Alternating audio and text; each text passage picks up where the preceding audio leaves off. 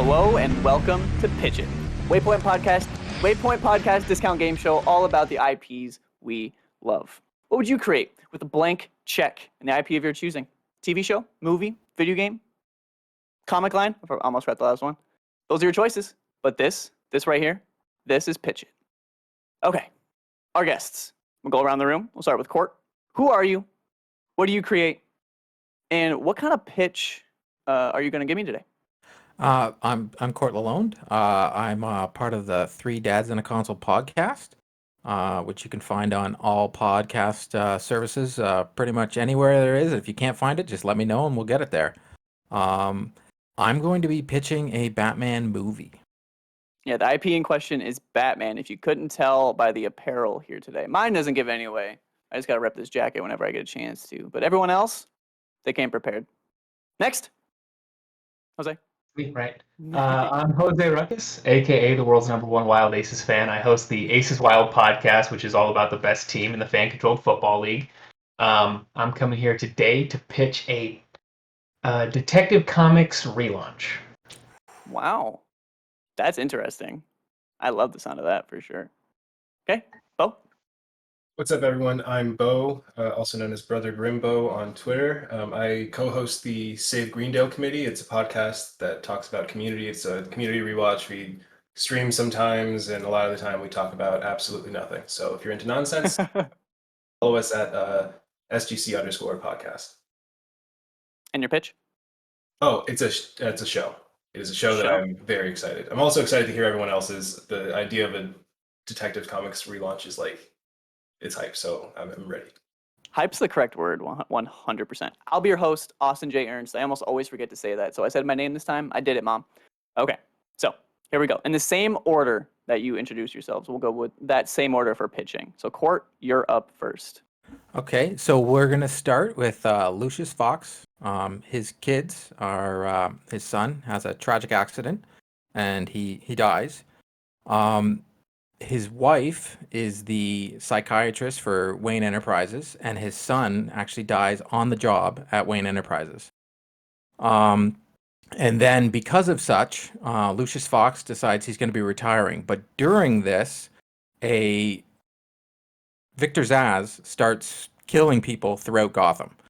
He's actually killing Wayne Enterprise employees throughout Gotham, or people that Bruce Wayne is actually in business with.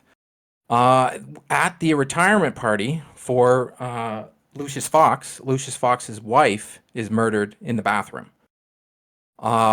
Subsequently, Batman spends his time going around and trying to hunt down Victor Zsasz. While this is happening, you still also have, weirdly enough, you have Wayne Enterprise employees committing odd crimes throughout the city that is perplexing people because these people aren't people that usually commit crimes.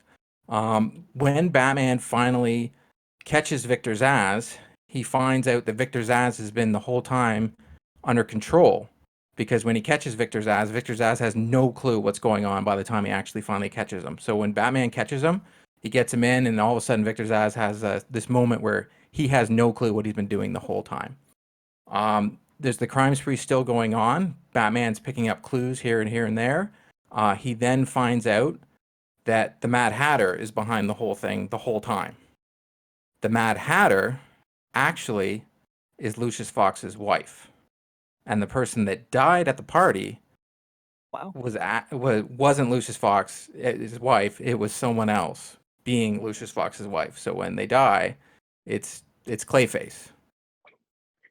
So then that's when the whole movie ends, because it's going to be more movies, because you find out the whole thing the whole time has actually been his wife. Now, his wife has been the psychiatrist for Wayne Enterprises for years and years and years. She gets set off by the death of her son, and she starts this mind control with her clients that she's been the psychiatrist the whole time. Wow, that's really impressive.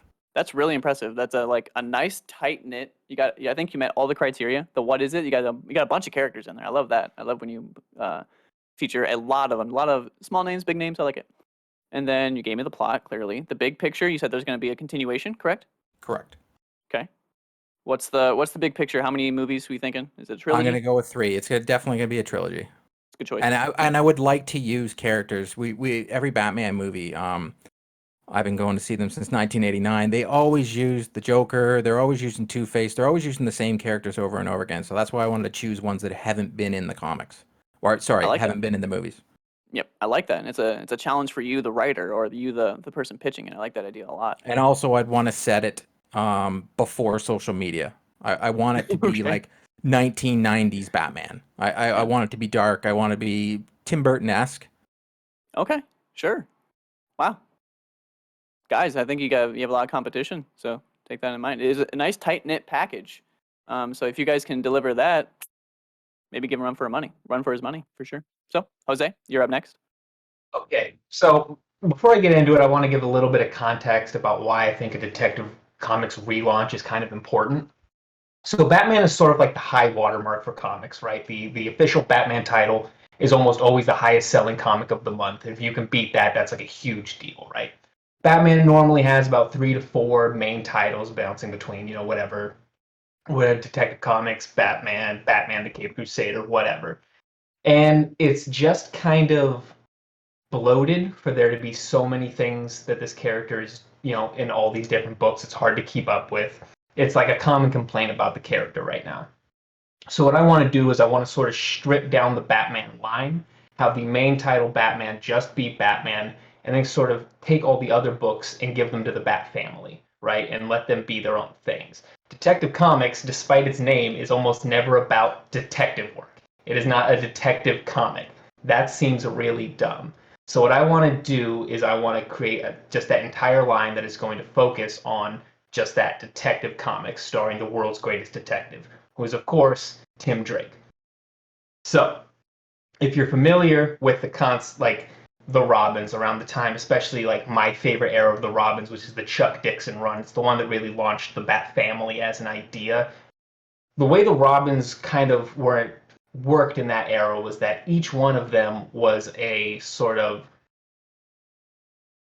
they represented kind of an area of Batman's expertise where they got to excel further than him, right? So Nightwing was, the better acrobat, the better, athlete than Batman. Tim Drake becoming Robin by being able to investigate and discover Bruce Wayne's identity. That's what made him, that's why I call him the world's greatest detective. That's the area that he actually gets to excel Batman in. That's what he's really good at. So if he's actually the world's greatest detective, why shouldn't he be the star of Detective Comics? So we're going to take him as his, because he's no longer Robin, he's Red Robin. And he is going to be brought in by Batman to be like, hey, look, there's a series of killings going on, and there are strange riddles left at the scene. We know it's not the Riddler, one, because Edward Nygma is going to be in Arkham Asylum at the time, but also because the Riddler doesn't kill people. So this is kind of a serious thing. There's a copycat criminal going on. And so Tim takes over the case. Batman gets to go focus in the main book on some, what he's actually good at now, which is like otherworldly kind of things. He is a higher level of superhero. He's not hanging out in Gotham doing mysteries anymore. That's what Tim's going to do. Tim's first move in investigating this crime is he's actually going to go to Arkham Asylum to talk to the Riddler. And this first run of the book, I sort of want it to be like Silence of the Lambs meets Batman, right? Where Tim Drake is going to be working alongside Edward Nygma to solve this series of murders done by a copycat Riddler. And Tim is, unlike Silence of the Lambs, he's not going to be visiting Arkham Asylum over and over again. He's going to get Edward Nygma out on sort of a parole thing because he's not actually that insane when we look at him, right? We get a couple focus panels and stuff through his point of view. It's his obsession is not, on the same level as like a Joker or a Two-Face. He is about, academic excellence. He's obsessed with riddles. He's obsessed with besting people like Batman. And so Edward Nygma is going to be sort of, I think, probably taking the role that a lot of the readers are going to be taking, and that he doesn't necessarily believe that Tim Drake is the world's greatest detective. He thinks that, Batman is his ultimate enemy, so Tim Drake is somebody he can work with.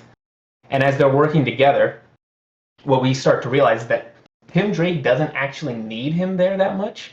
Tim Drake has specifically brought him in there because, unlike Batman, he's willing to work with others, right? What Tim's point of view is that if I can solve this at all faster and prevent somebody from dying with this guy, that's what I'm going to do, because that's the kind of guy Tim Drake is. And that creates a real comparison against Batman, because that's one of the important things with this, right? You want the characters to be their own thing, and show how they're different. And over the course of the first series, you're going to see these two start to have a lot of respect for each other. They're both the height of academics and of intelligence in the DC universe. And I want, from the first series to the second one, it to move from sort of that Silence of the Lambs situation to more of like a buddy cop thing. They begin working together really, really well. And through the first 3 runs of the book, that's what it's going to focus on, is Tim Drake's relationship with Edward Nygma. And so they solve this first string of murders, the copycat. Then we go into the second arc, where Batman is going to sort of get involved in the investigation, and this is sort of going to trigger the things that Edward Nygma has a problem with, right?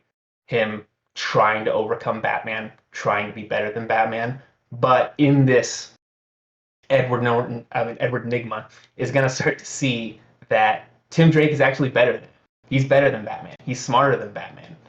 That is going to create the key problem for the third series of the book, which is the Riddler's obsession finally taking over, and him no longer being in the rogues gallery of Batman, but being in the rogues gallery of Tim Drake.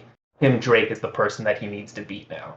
And then that is going to lead off into the fourth series, which is going to be the Riddler is back in it. He's doing the crimes again. Tim has to take him down, which is going to be kind of it's going to be bittersweet when he finally does that, because they are friends now. They do have a real respect for each other.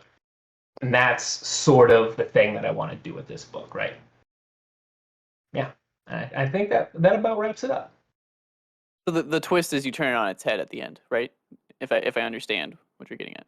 I would say that the main twist is that we're doing this whole thing with Tim Drake, who's a character who's been out of the area for a long time. But yeah, I would say that is going to be the other twist, is that you're going to go through this whole relationship with the Riddler, where he comes out, you like him, you see him going through, you see him getting a friendship, he gets to be a hero for a bit, and then unfortunately falls. Yeah, I like how it ebbs and flows. It definitely isn't one. It kind of ebbs and flows in genre too, because you said in the middle there is a buddy cop thing, and I like that a lot. I think the one thing I would add is that I think I said this on the Marvel episode as well. Sometimes being too like flexible sometimes seems like there's a tiny gap of like what your vision is truly. But I do want to say that you spelled it out pretty damn well. Like you didn't have any gaps where you're like, oh maybe, or like you knew what you were doing, you knew what you were saying. You sounded very confident. So I will write that one off, is what I'm saying. I think you presented it very well to where that, to me, I wouldn't be worried about that. I just know that for some people that would be a little red flag a little bit, but I think you presented yourself well. So yeah, good job. And usually when I'm looking for a comic line, I'm looking for like one run, and you were just like, nah, can't do just one run, can't do that. So well done. Bo? All right, so first of all, just want to say, like, the first two, like, I would put money down to go see the movie and buy the comic. Like, both of those were awesome. That said, I'm gonna get real pretentious with this. I'm not claiming to be original. I'm just trying to be out there. So what it's called is Gotham City Ground Floor. In my head, this is a 10-episode series, HBO Max. I heard unlimited budget. Am I wrong in thinking that? Unlimited budget, blank Okay, check. so all right, so every episode, it's an anthology series, first of all, and the connective tissue for why it's an anthology series is that it's going to be this examination of what it is to actually like live in Gotham, you know, because like Gotham has the reputation of like, I feel like any Batman conversation is like, oh well, you know, Gotham City is like the real character, the real like standout character in all the Batman comics, and but like that's really hard to, like, for someone that doesn't read Batman comics, for someone that like can't actually get a good conceptualization of what it would be like to live in Gotham City. Like, You just hear, oh yeah, every day something horrible happens. Why would anyone live there? This show would be the explanation for why people live there. Like either because they have legitimate family roots there, they have a job that they like are passionate about, or just because like they don't have any other way out. So, and also exploring the different levels of socioeconomic, like what is it like to be an exec at Wayne Tech versus to just be an orderly at Arkham Asylum? So I have a 10 episode rundown. I also have a vision for the future, and there you'll have some eyebrows raised, and I hope that I can get those eyebrows, like both eyebrows up at least by the end of this. So episode one, and I'm not sold or not married to the idea of this being in this specific order, except with the last two episodes in the series or in the season. So keep that in mind. So episode one is Inside Arkham. This is going to be a parody of like a CBS style, like CBS News style expose looking into malpractice within Arkham Asylum. But it's brought about because Harvey Dent, and this is post Two Face, he looks the way he does, like the half his body is destroyed, whatever. He looks like this, but he is presenting himself as though he's Harvey Dent pre-accident, And he's saying, "Hey, here's what I experienced while I was in here. I'm not a DA anymore, but I still have some connections to the legal, the law." Puts forward the lawsuit, and turns out he's scheming, trying to get to the board of directors on Arkham for reasons that ultimately it's an anthology series. It just, who gives a shit at the end of this episode? Just pay out a good, like, fake CBS documentary. Let us know, like, hey, here's kind of how Arkham works for people that might not know, or just people that want to add more, smell to Arkham. I don't want to show that many like major, like, I'm just gonna spoilers for the series so far. The Joker is not in the first 3 seasons, if at any point in the show. That'll be like up to the writers after that. But so episode 2, Grayson v. Wayne. It's going to be a courtroom drama set in a universe where, every episode is set in a different universe. That's going to be the conceit in the beginning. Dick Grayson, as an adult, goes back and sues Bruce Wayne for child endangerment and kind of indoctrinating him into this, like, yo, my parents died, and immediately, you are there trying to get me to do flips to go kick bad guys in the face. I'm 13, or I'm 10. Like, I see Batman and I'm like, cool, it's Batman. I don't understand what kind of danger I'm in. And then by the time I'm an adult, I'm desensitized to that stuff. I can't have a normal relationship with someone. So, courtroom drama, from the perspective of the judge, who is someone they've set up. They've had a history of, helping the Justice League get through a bunch of red tape with the government. And anytime there's a big question of like, hey, is this legal within the superhero world in DC? This has been the person at the forefront of kind of like writing down and like putting all the laws into action, and being the person to the first 2 episodes are live action. We will get to some animated ones. Next episode, One Good Apple, and it just kind of, it's like a workaholics, like The Office but darker type thing, where it's like an intern starts working at Wayne Tech, and then you kind of understand the corruption at the higher level. Like, it'll be fun, it'll be funny, there'll be throwaway lines, but those like I'm thinking of anytime Creed says something in The Office, and like the implication there is that Creed murdered someone off screen, but like we laugh at it because the tone of the show is light. We have The Other Alfred, which is you're following Bruce Wayne, like his personal assistant, while he's at Wayne Tech. So it'll be a lot of Bruce Wayne disappearing at random times, and I have no idea why. And now I have to babysit the Russian ballet. Like, now he disappeared somewhere. He comes back, like he disappeared for an hour, comes back with a broken leg, but he's fine, and I have no idea what happened.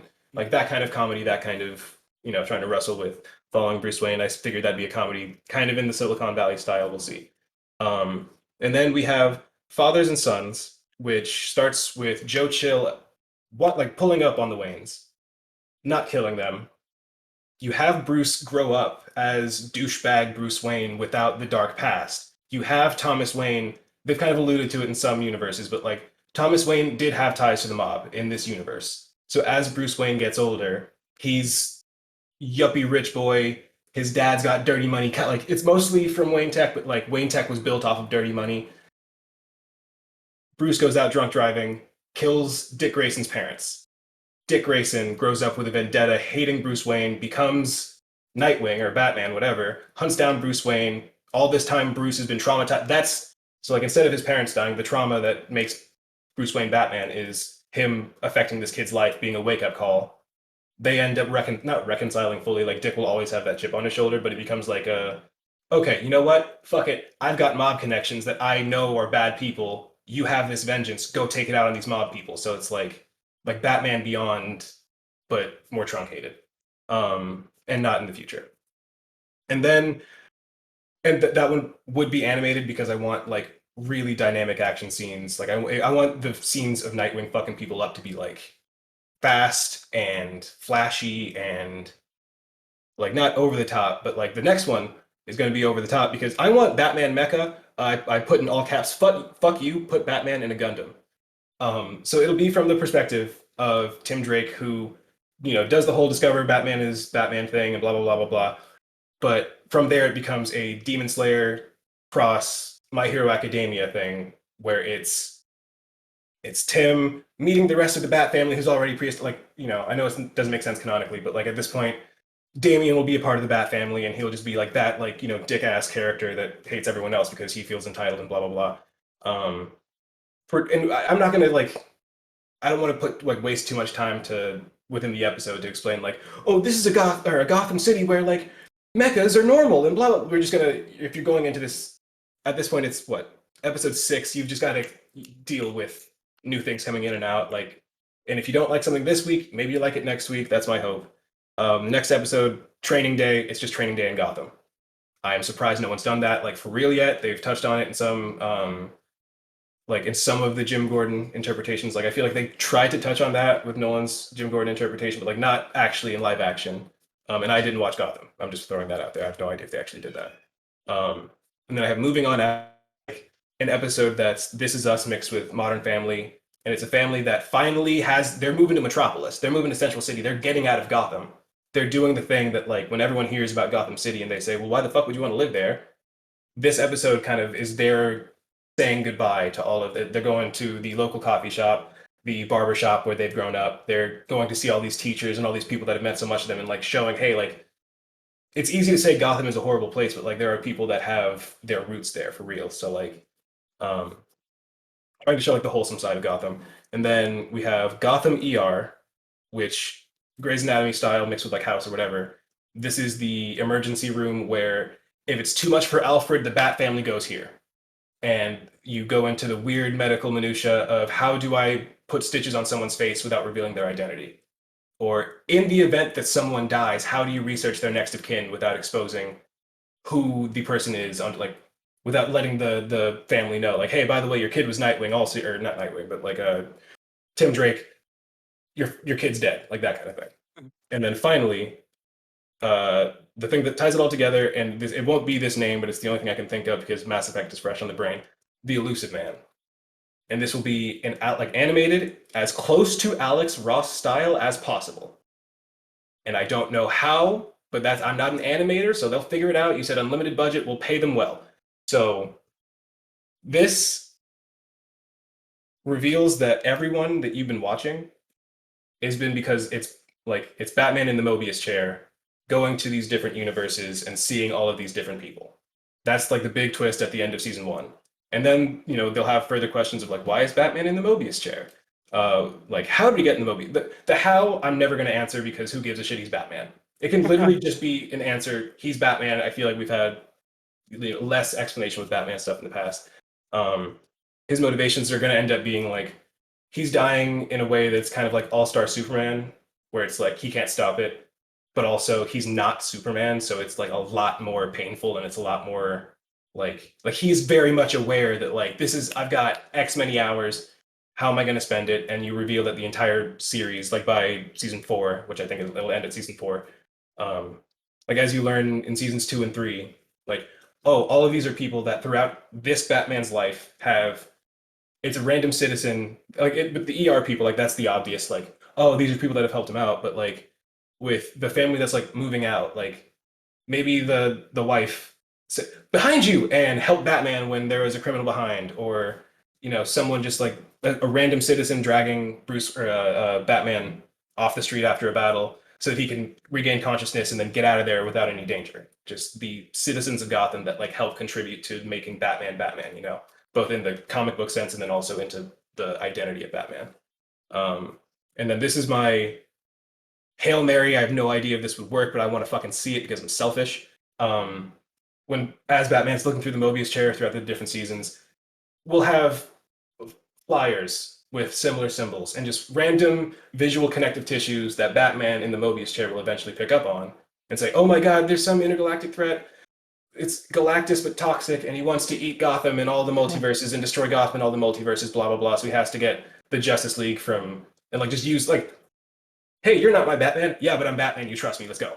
And then they go and they have this. And the reason I wanted the Alex Ross style for the Mobius chair Batman episodes is because I want the finale to be a giant everyone from the DC universe endgame level in Alex Ross painting style, and then have a reverse Tony Stark funeral where it starts at the outreaches and then gets closer and closer until you get like, the multiverses, the universe, the Justice League, the Bat family, Damian, Alfred, and Ace, like, and just have it like I don't know.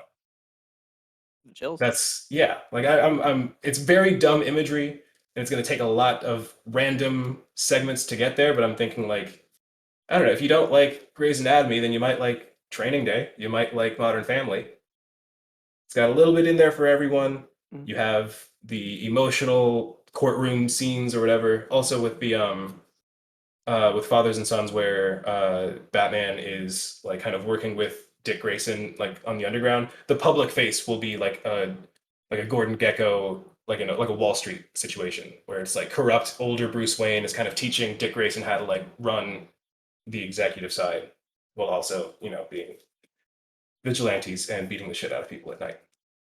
And that is the end of my pitch. I think I addressed everything. Wow. Yeah, that was a lot. I wrote a lot. I see that. I love how you essentially gave me 10 pitches. That's what I love. You I'm essentially indecisive, and I'm like, if I can just tie it all in together. Yeah. I love the angle you took where it's basically it's more so about Gotham until the final couple episodes, but it's more so about Gotham, which has been something that people have tried before, but I personally feel like they've always kind of fell a little short when they try to tackle that. I think you can even mention that a little bit yourself. Um, but yeah, I love the angle. I love that you basically gave me 10 pitches, and that was really well done. I think I love your idea about, hey, if episode 4 wasn't your thing, you just wait until episode 5 because it's going to get you. I love that idea. Okay, I'm going to pick a winner. Don't jump the gun. I'm going to mention a little bit about everyone. So if I say a name, they'll be like, I won. Because that's something I've done in the past and other stuff, and it's very embarrassing. Don't do that. Court, I love the twist of it being the wife. I really like that. I don't know. And I love how tight-knit and how much I felt like you knew your pitch. No offense to Bo, but sometimes when things go way too long, because you admit yours was like did 10 different pitches. Sometimes there's indecisiveness in those pitches. Like you said, you were indecisive, so you went 10 separate pitches. Courts, I mean not separate pitches, but you understand what I'm getting at. Courts was so to the point where he's like, this is gonna work. You need to trust me. This movie is going to work, and I liked that attitude towards this pitch. Jose, your comic line almost made me nervous because I think at the beginning you said Detective Comics, and I was like, oh yeah, you're like, it's never really Batman. Like Batman is like, he's a detective. Like let's have that. Like let's pull him into this. Like that would be the best angle to do, and it's never been done. And I was like, as soon as you said that, then I was in. I don't know why that's the thing that triggered me, but I was in after that. I was like, you know what? That's a really good point. And then I love how you gave me taking the Bo route and gave me even more than I asked for. That's fantastic. Yeah, well done. And then Bo, I feel like I can't not pick you as the winner. No offense to Court and Jose, but there's something about the 10 separate pitches that I really liked. And I think I'm just a hypocrite because every time I say like you need to be more, you can't be indecisive, I always pick the most indecisive one. So, Bo, you're my winner. Well done. Thank you, thank you. Albob, you there? Albob. Yeah. Earth to Albob. What'd Here. you think? What'd you think of the pitches? They're all fantastic. I know, right? They were really good panel. Yeah, if my camera was on, I was hyped during all 3 of them. Great job, guys. Fantastic. Okay, I don't have a prize for you. I mean, I wish I could be like, well, that's getting greenlit. That would be the dream. I mean, But pride. Pride is all I need. There it is. He's got the pride. You got bragging also, rights. There it is. 100%. Right before we even started recording, I'm a sucker for Riddler. So I was like, oh no. When you walked in here, Jose, with the Riddler suit. I was like, oh, here we go. So, but well done, everyone. This has been Pitch It. My name's Austin. Have a good one.